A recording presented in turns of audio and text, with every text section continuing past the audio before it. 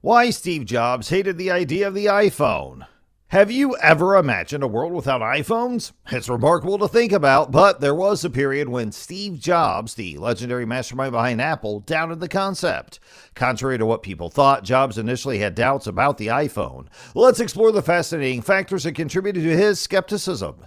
In the early 2000s, when smartphones hadn't become everyday gadgets, Steve Jobs, the brilliant mind behind Apple, was confronted with a somewhat puzzling predicament. Although widely regarded as a visionary, Jobs initially had reservations about embracing the concept of the iPhone. When Nokia, Motorola, and BlackBerry were the undisputed kings of the mobile phone market, Jobs pondered the potential demand for a revolutionary device that could seamlessly integrate a phone, music player, and internet communicator. He had doubts about entering a market already filled with well-established competitors, but as fate would have it, Jobs eventually embraced the idea, giving rise to one of the most legendary products of our era.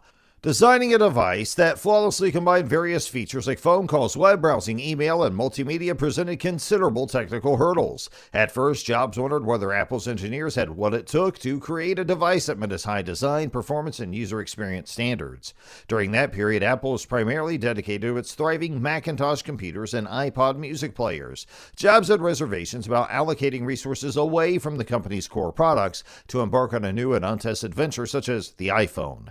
His reputation was built on his unwavering commitment to rejecting countless opportunities, all in the pursuit of upholding the highest standards and quality in Apple's current range of products.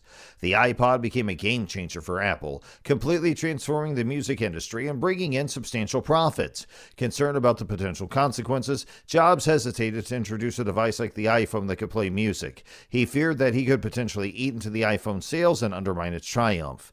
Even among those within Apple, there were uncertainties and skepticism surrounding the potential success of the iPhone project. There were doubts among certain executives and engineers regarding Apple's ability to thrive in the fiercely competitive smartphone market, considering their expertise and resources. There were apprehensions regarding the possible dangers and obstacles associated with venturing into a different product category.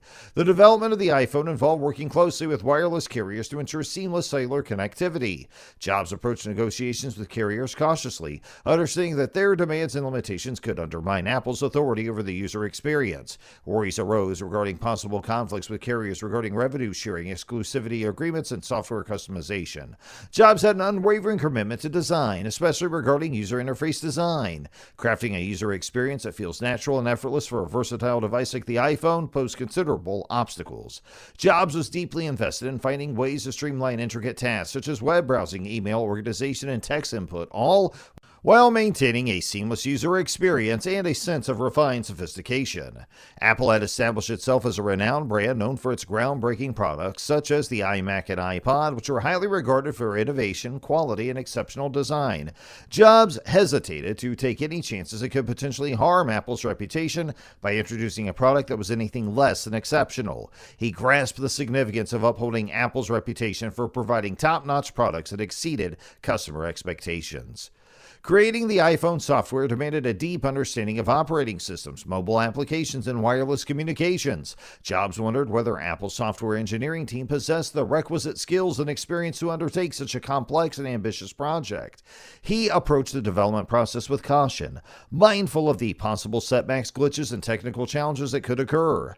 Jobs took a practical approach to the business side of product development. He pondered the potential financial returns of the iPhone, weighing the substantial investment needed for its creation and promotion. Jobs was deeply worried about the lack of clarity surrounding the pricing, sales projections, and long-term profitability of the iPhone.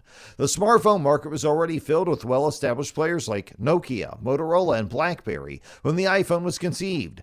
Jobs had reservations about venturing into a fiercely competitive market that was already controlled by established players with a strong consumer following. He pondered if Apple could stand out enough to entice customers from those established brands. Creating a groundbreaking smartphone necessitated conquering substantial hardware constraints, especially regarding processing capabilities, battery longevity, and screen technology. Jobs wondered whether the technology could meet Apple's high performance, reliability, and user experience standards. Worries arose regarding possible compromise in design and functionality due to technical limitations. To successfully launch a smartphone, creating a comprehensive software ecosystem was necessary. This encompassed developing an operating system, establishing an app store, and providing the necessary tools for developers. Jobs wondered if Apple's ability to build a robust, user-friendly platform can entice third-party developers and accommodate various applications. He understood the significance of a thriving software ecosystem in shaping the triumph of a smartphone, yet harbored doubts about Apple's ability to execute this domain effectively.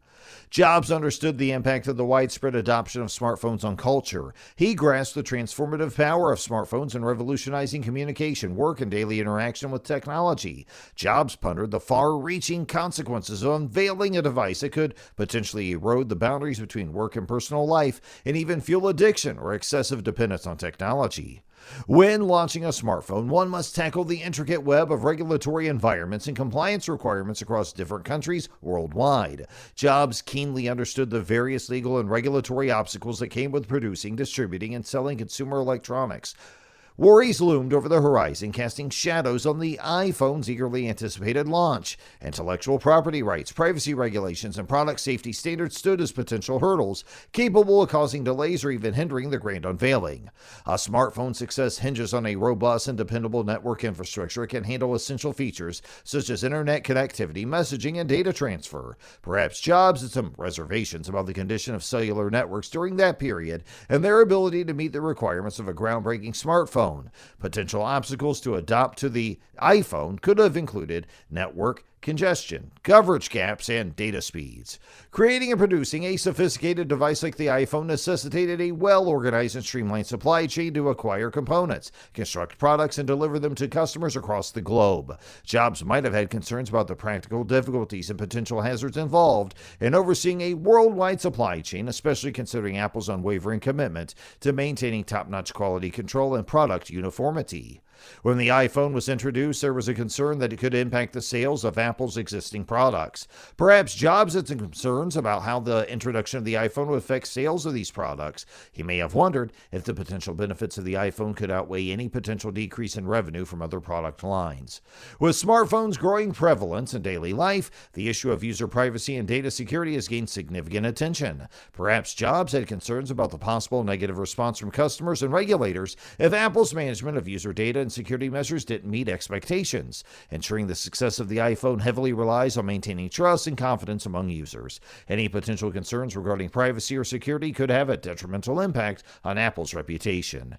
During the initial phases of iPhone development, it's possible that Jobs faced skepticism and criticism from industry experts and analysts who question Apple's potential for success in the fiercely competitive smartphone market. Tackling these concerns and winning over skeptics would demand substantial resources and dedication. Jobs might have needed to be more cautious about embracing such a daunting undertaking. While Steve Jobs initially hesitated to embrace the idea of the iPhone, his eventual acceptance marked a pivotal moment in the history of technology. Despite facing numerous challenges and uncertainties, Jobs and his team at Apple persevered, ultimately revolutionizing the mobile phone industry. The iPhone's unparalleled success not only cemented Apple's status as a tech powerhouse, but also transformed the way we communicate, work, and interact with technology. In hindsight, Jobs' skepticism serves as a reminder that even visionaries like him grapple with uncertainty and doubt. Yet it is precisely this willingness to question, challenge, and innovate that drives progress and propels us toward a future limited only by our imaginations.